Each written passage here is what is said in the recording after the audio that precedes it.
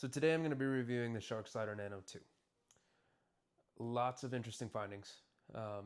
Mostly workaroundable, but you sometimes have to spend a decent amount of money or figure out another way of doing things. I'm still very happy with it, but let me go ahead and get into what I'm got set up for today, and I'll actually go ahead and get a quick video of the setup.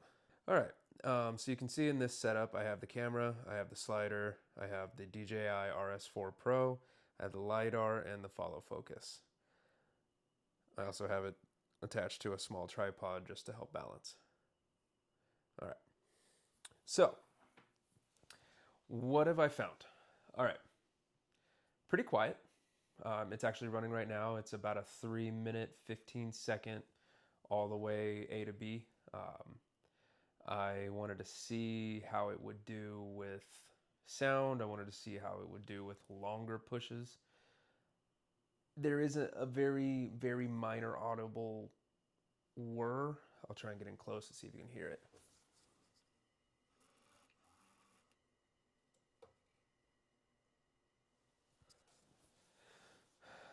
Not sure if you could hear that. I know the follow focus followed me and made a lot of sound.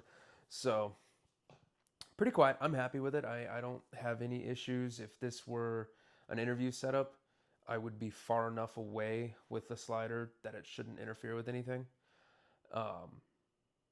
There are some weird quirks, specifically using the LiDAR, the follow focus, etc., etc. So what I've found so far is that when you're using the Slider 2, the DJI RS, I've only had the 4 Pro to test with, but it, at least kind of gives me an idea. And you're using the RS4, sorry, the Focus Pro, the newest LiDAR focus system, along with the newest handle or hand grip, not the handle piece that connects to the camera, and the focus motor. So when you're using this whole setup, it works really well, but it kind of has a weird quirk where normally when you're doing the slider, you press the 2 buttons and you set your position, turn the slider, you have push mode on all of it. The weird part with this is when you have the LiDAR and whatnot connected to the gimbal and you try and push the gimbal, the slide is perfectly fine, but the gimbal, it resets the LiDAR and the focus. Not really sure why, probably due to lack of power. I'd imagine when they envisioned this, they thought of it more as a pan, tilt, follow without a separate follow focus. I mean, I paid, I think at the time as a pre-order, I got a deal. I paid $649. I did pay for this, by the way, so iFootage did not send me this.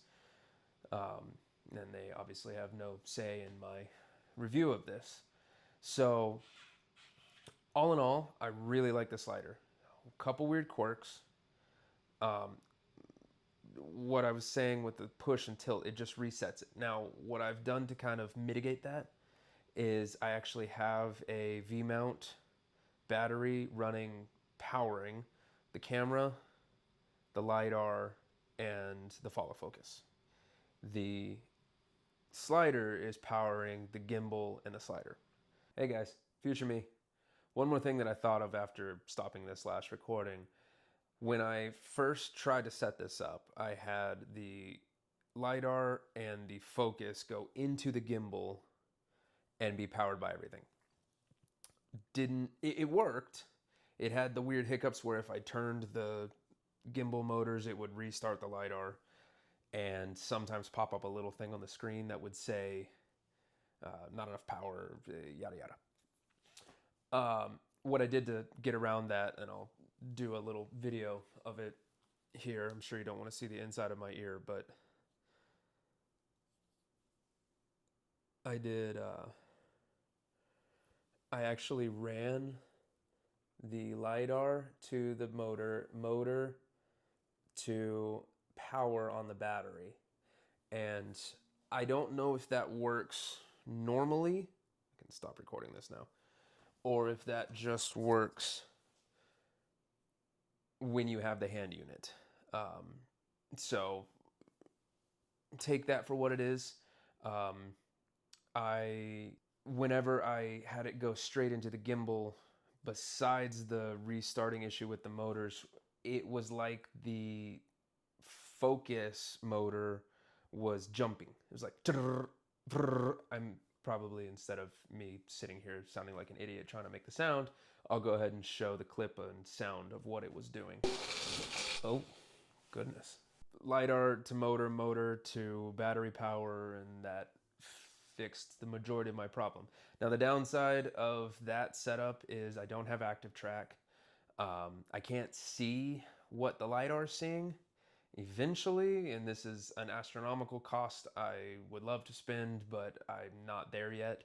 I'd love to get the high bright wireless monitor set up so that I can just do the thing and follow and look and see, and it's got the really cool LiDAR, blah blah blah. You don't need to hear that on this video.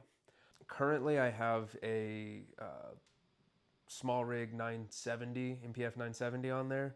I've tried shooting this, I don't know, probably 5 times now.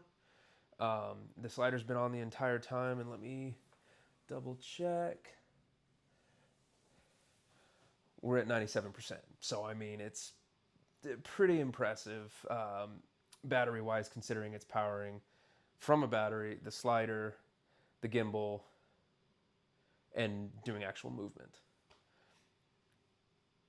I think the quirks of the slider, the pluses definitely outweigh the negatives.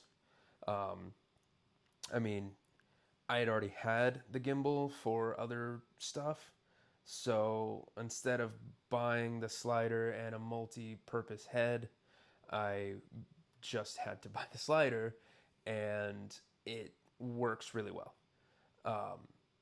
I've done a couple test clips. I may throw some of them in. It kind of depends on how bad they look. I really was messing around. Half of them aren't lit very well. Half of them are of my dog. I did one of food, just kind of a push in. I wanted something that I could get that would track.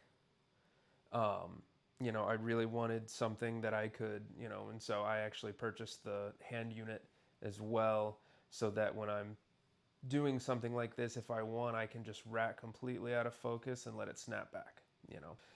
I would say I give the slider probably an 8.5 out of 10. A couple weird quirks. Like I said, you have to have the cable connected to the slider to get the gimbal to work. The follow focus isn't a deal breaker by any means. It's just makes it a little more complicated.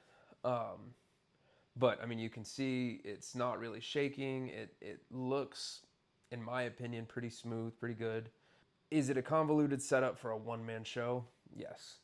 I actually got the LiDAR for like when I'm doing car shows or doing, other things that are a little more needed. And I like it. So I picked up these night walkers, and see, this is where I can just catch focus on the night walker with my hand. Cinema style lenses, I like the look. They're pretty sharp. They go down to T1.2. I'm very happy with it. The downside is, obviously, with that, no autofocus. So, I needed the LiDAR. As,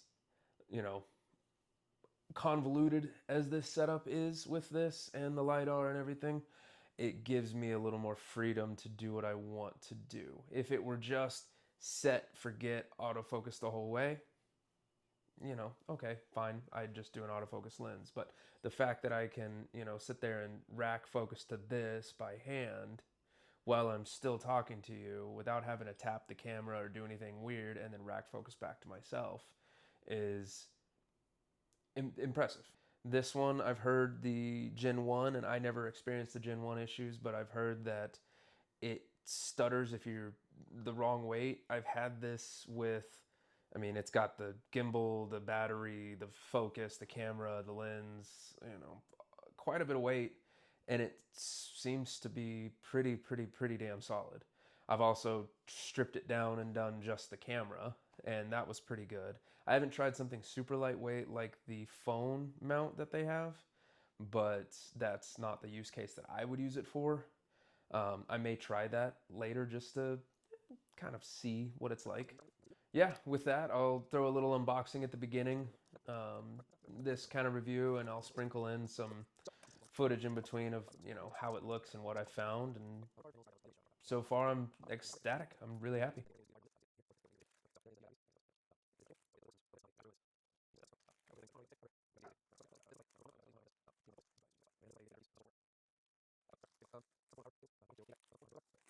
All right, until next time, I will do some more tech reviews. No, that was a terrible outro. Terrible outro. All right, I'm out. I'm not going to do a peace sign either. Wow, I got to think about, what to say. Well, anyway, y'all get the idea. I'll see y'all in the next one.